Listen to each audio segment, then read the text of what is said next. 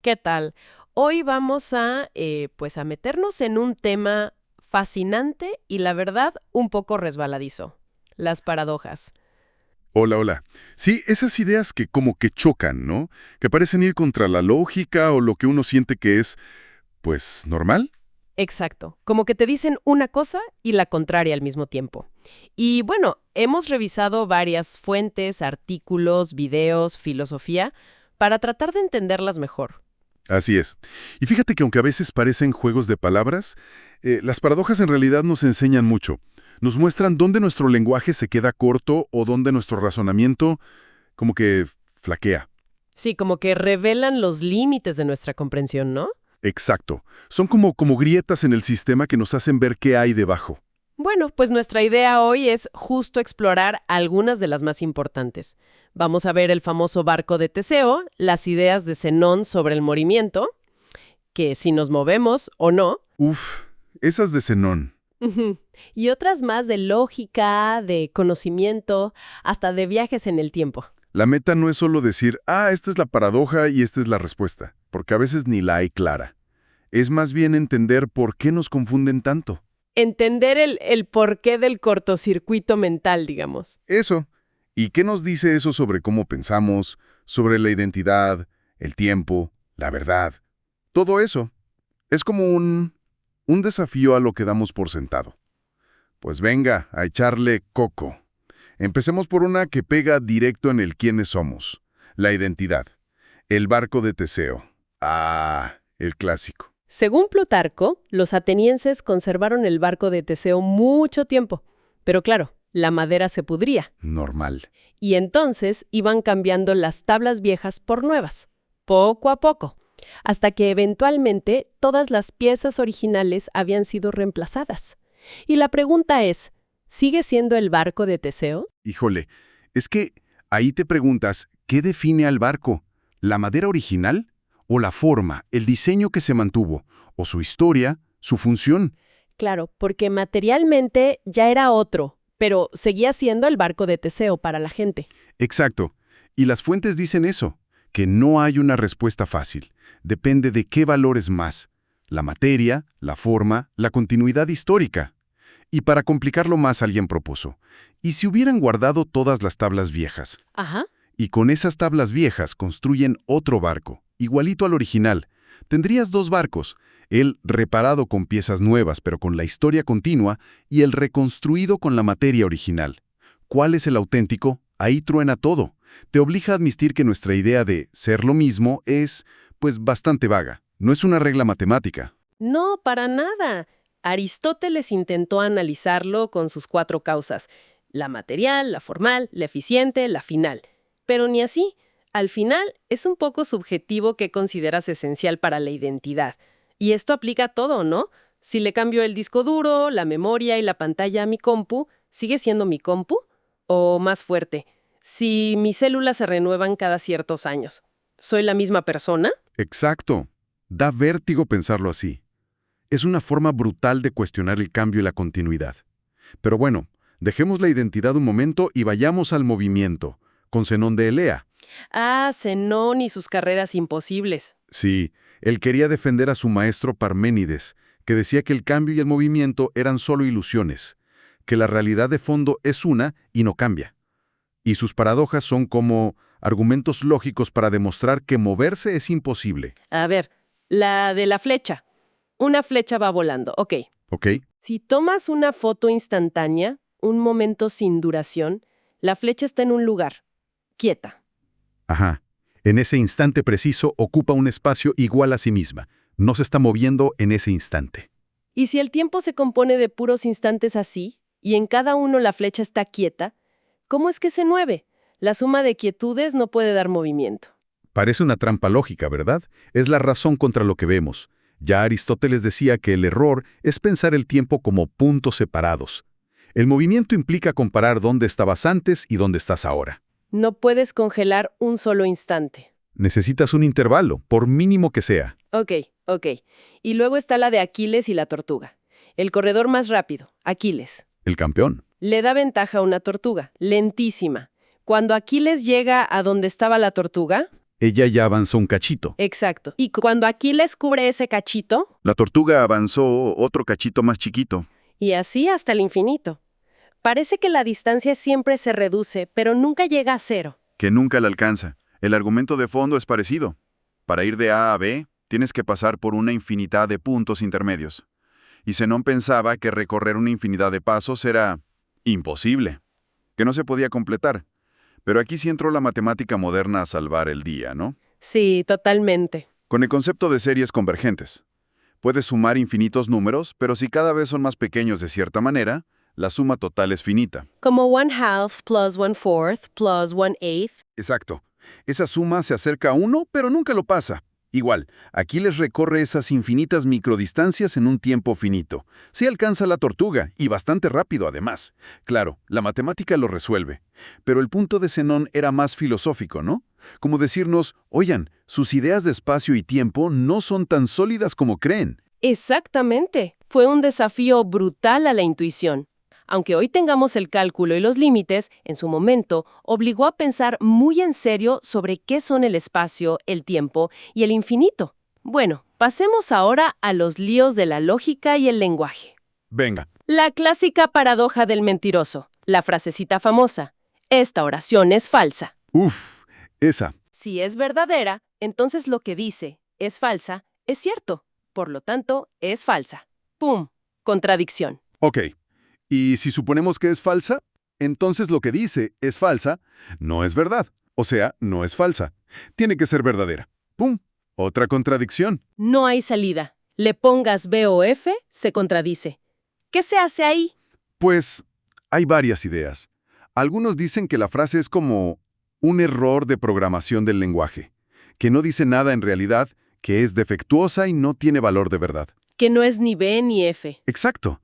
Otros proponen lógicas que aceptan eso, que hay huecos de verdad. O lógicas difusas donde podría ser medio verdadera y medio falsa.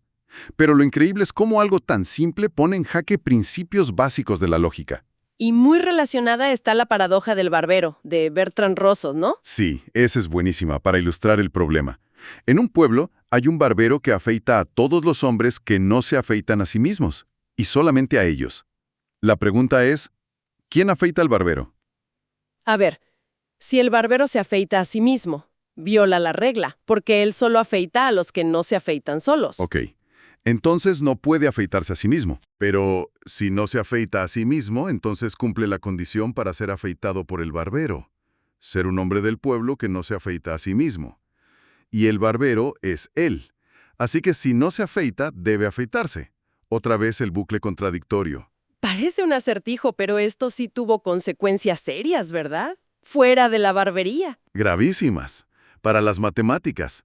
Esta es una versión popular de la paradoja que Russell encontró en la teoría de conjuntos de Frege, que era la base de las matemáticas de la época. ¿Cómo era esa? Russell se preguntó por el conjunto de todos los conjuntos que no se contienen a sí mismos. ¿Ese conjunto se contiene a sí mismo? Si sí, entonces no debería estar en el conjunto, porque solo incluye a los que no se contienen. Y si no, entonces sí debería estar. La misma estructura contradictoria.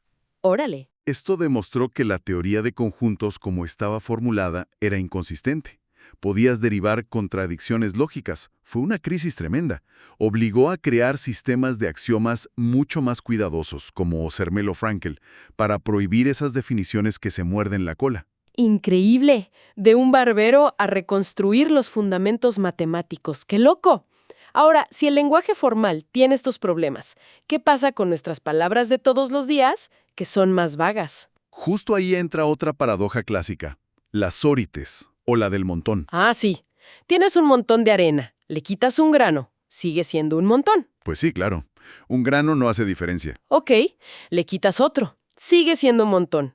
Pero si sigues así, grano por grano, eventualmente te queda un solo grano, y eso ya no es un montón. Pero, ¿en qué momento exacto dejó de serlo? Si un solo grano nunca parece hacer la diferencia, ¿cómo pasamos de montón a no montón? Parece que nunca debería dejar de serlo. O que el cambio es mágico. Y funciona al revés también, ¿no? Si empiezas con un grano y vas añadiendo, ¿cuándo se convierte en montón? Con el grano número 50, 51, 1000, no hay un número mágico. Y aplica a calvo, alto, rico. Exacto. Ataca la vaguedad inherente a muchísimos de nuestros conceptos. La lógica clásica, que quiere todo bien definido, aquí como que no sabe qué hacer. ¿Y qué proponen? Pues parecido al mentiroso. Lógicas difusas. Algo puede ser 0.8 montón. O decir que sí hay un límite exacto, pero nunca lo podremos conocer. Epistemicismo. O que la palabra montón tiene diferentes precisiones posibles. Supervaluacionismo. Nos muestra que querer precisión absoluta en el lenguaje común es complicado. Y hablando de trampas del lenguaje, está la de los cuernos o la pregunta cargada. El ejemplo clásico es, ¿ya dejaste de golpear a tu esposa?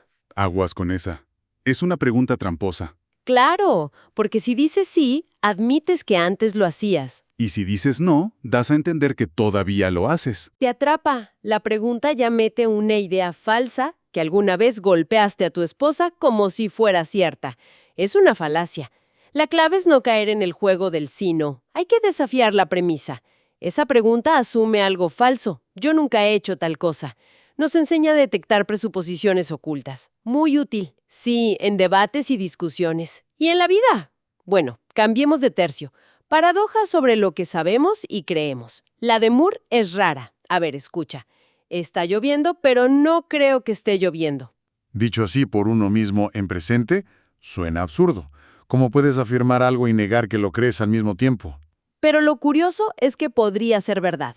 Podría estar lloviendo afuera y yo, por estar encerrada o distraída, creer que no llueve. La situación en sí no es contradictoria. Exacto. La paradoja está solo en el acto de afirmarlo. Si dices, ayer llovía y yo no lo creía, no suena raro. O, está lloviendo y mi vecino cree que no, tampoco. Es solo la primera persona del presente la que choca. ¿Y qué revela eso? Pues, una conexión muy fuerte entre afirmar algo, P, y expresar implícitamente que uno lo cree, creo que P. Parece que al decirlo primero, ya estamos comunicando lo segundo, al menos en ese contexto. Interesante. Y relacionada con el conocimiento está la paradoja del análisis, que hasta cuestiona a la filosofía misma. Sí, esta es metafilosófica, digamos. La filosofía muchas veces trata de analizar conceptos, definir X diciendo que es Y. Por ejemplo, definir hermano como varón que comparte al menos un progenitor contigo. Ok, una definición. ¿Qué requisitos debe tener? Un buen análisis debería ser dos cosas. Primero, correcto, que hermano y varón que comparte significan exactamente lo mismo, que sean intercambiables. Tiene sentido. Y segundo, Que sea informativo, que nos aporte algo, que nos aclare el concepto, que no sea una obviedad. correcto e informativo. Suena bien. ¿Dónde está la trampa? En que parece que no puede ser las dos cosas a la vez. Mira, si el análisis hermano es igual a varón que comparte, entonces podemos sustituir uno por otro. Pero si sustituyes la definición en la propia frase, ser hermano es ser varón que comparte, obtienes ser hermano es ser hermano. Una tautología, algo que es verdad por definición, pero no dice nada nuevo. No es informativo. Exacto. Entonces, si el análisis era correcto, al usar esa corrección, la sustitución se vuelve no informativo. La paradoja es, o el análisis original no era informativo, solo parecía, o no era correcto porque la sustitución cambió el valor informativo. O sea, que el análisis filosófico o es trivial o está mal. ¡Qué fuerte! Pone en duda todo el método. Así es. Es una paradoja que cuestiona si realmente podemos definir conceptos de forma útil y verdadera al mismo tiempo. Un dolor de cabeza para los filósofos. Vaya. Ahora, rápido, un par de conceptos más sobre los límites del conocimiento. Primero, los zombies filosóficos. No los que comen cerebros, ¿eh? Jaja, no. Estos son hipotéticos, ¿sí? Imagina un ser que es físicamente idéntico a un humano, átomo por átomo. Se comporta igual, habla, ríe, llora, dice que siente dolor si lo pinchas, pero por dentro no hay experiencia subjetiva, no hay luz encendida, no hay qualia, esa sensación de cómo es ver el rojo o sentir el frío. Es como una máquina biológica perfecta, pero sin conciencia. Suena a pesadilla de ciencia ficción, ¿y para qué sirve imaginar algo así? Es un experimento mental, sobre todo usado por David Chalmers. El argumento es, si podemos concebir lógicamente un zombie así, aunque no existan, ¿no demuestra eso que la conciencia es algo más que solo lo físico? ¿Que no se deriva automáticamente de la estructura y el comportamiento? Es un argumento contra el fisicalismo, la idea de que todo es material. Consciente, que no puede separar esas cosas. Es parte del famoso problema difícil De la conciencia, ¿no? ¿Cómo surge la experiencia del cerebro? Justo eso. Y tiene implicaciones enormes para la inteligencia artificial. Podríamos crear una IA superavanzada que sea solo un zombie filosófico. Uf. Preguntas que nos dejan pensando, lo que nos lleva perfecto al último gran bloque. Viajes en el tiempo, ¿se puede o no se puede? Bueno, el filósofo David Lewis defendió que, lógicamente, sí es posible. Al menos, no implica una contradicción necesaria. ¿Cómo? ¿Y la paradoja del abuelo y todo eso? Lewis propone una distinción clave. Hay que separar el tiempo externo, el del universo o el calendario, del tiempo personal del viajero, el que mide su reloj biológico y psicológico. A ver, ¿cómo? Imagina que tu vida es una línea. Viajar al pasado sería como doblar esa línea sobre sí misma. Tú sigues envejeciendo un minuto por minuto. Tiempo personal, pero apareces en un punto anterior del tiempo externo. Puedes avanzar una hora en tu tiempo personal y retroceder 20 años en el tiempo externo. ¿Ok? Como una curva en el espacio-tiempo. Y la paradoja, la clásica. Viajo al pasado y mato a mi abuelo antes de que conozca a mi abuela. Si lo mato, mis padres no nacen, yo no nazco. Entonces no pude viajar para matarlo, es una contradicción. Aquí Lewis se pone interesante. Dice, veamos los hechos. Por un lado, cuando Tim, el viajero, está frente a su abuelo joven, con una pistola puede matarlo. En el sentido normal de poder.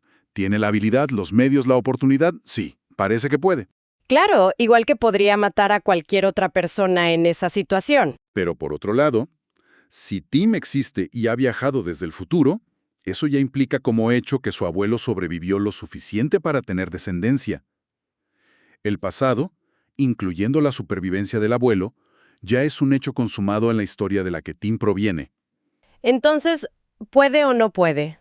Ya me confundí. Lewis dice que la palabra poder es ambigua aquí. Tim puede en el sentido de tener la capacidad local, pero no puede en el sentido de que hacerlo sería inconsistente con la totalidad de los hechos, incluida su propia existencia. O sea, En cualquier historia lógicamente coherente donde Tim viaja al pasado para matar a su abuelo, algo pasará para impedirlo, no porque una fuerza mágica lo detenga, sino porque la única forma en que la historia sea consistente es que él falle. Se le encasquilla el arma, se arrepiente, lo atropella un coche, cualquier cosa que mantenga la coherencia de que el abuelo sobrevivió. entonces, según Luis, no se puede cambiar el pasado. Dentro de una única línea temporal consistente, no. Lo que pasó, pasó. El viaje sería parte de esa historia fija, no una forma de editarla. Claro, hay otras teorías como la de los universos paralelos que se ramifican. Ah, como en las películas. Sí, pero eso ya no es cambiar tu pasado, sino crear uno nuevo. Lewis se enfocaba en la posibilidad lógica dentro de un solo universo. Fascinante. Y un poco triste para los que querían usar la máquina del tiempo para corregir errores. Bueno, hemos cubierto muchísimo terreno. Identidad, movimiento, lógica, lenguaje, conocimiento, conciencia, tiempo. Y fíjate que el hilo conductor es que todas estas paradojas surgen cuando nuestras herramientas, el lenguaje, la lógica, la intuición, intentan describir o abarcar aspectos de la realidad que son extraños o complejos. Como si nuestro mapa mental tuviera bordes, zonas difusas o contradicciones internas cuando lo aplicamos a ciertos territorios. Exacto. Son como señales de advertencia. Nos obligan a examinar esas herramientas, a refinarlas, a cuestionar nuestras categorías más básicas o incluso a aceptar que hay cosas que simplemente no encajan perfectamente en nuestros esquemas actuales. No son solo errores, sino oportunidades para pensar más profundo. Totalmente. Entonces, para ir cerrando, si muchas paradojas vienen de los límites de nuestro lenguaje y lógica, como la del montón o la del mentiroso, y vemos que hasta la física más avanzada al explorar los límites del universo también se topa con sus propias paradojas, como la de la información en agujeros negros, Ujú. A lo mejor, la meta no debería ser resolver cada paradoja hasta eliminarla por completo. Quizás sea más realista y productivo aprender a convivir con ellas. Aceptar la tensión. Sí, reconocer que estas tensiones, estas aparentes contradicciones, son parte inherente del proceso de conocer y de describir un mundo complejo. Tal vez la búsqueda de una descripción del mundo totalmente libre de paradojas sea en sí misma una meta paradójica. ¡Wow! Y conectando con la paradoja del análisis, ¿será que este mismo ejercicio que hacemos, intentar analizar y entender las paradojas, está sujeto a esa misma limitación? Buscamos una explicación que sea perfectamente correcta y a la vez súper informativa, cuando quizá eso sea imposible. Esa es una excelente pregunta para dejar flotando. Las paradojas no solo nos retan a encontrar respuestas, sino que, quizás más importante, nos invitan a seguir haciendo preguntas y aceptar que no siempre tendremos la última palabra.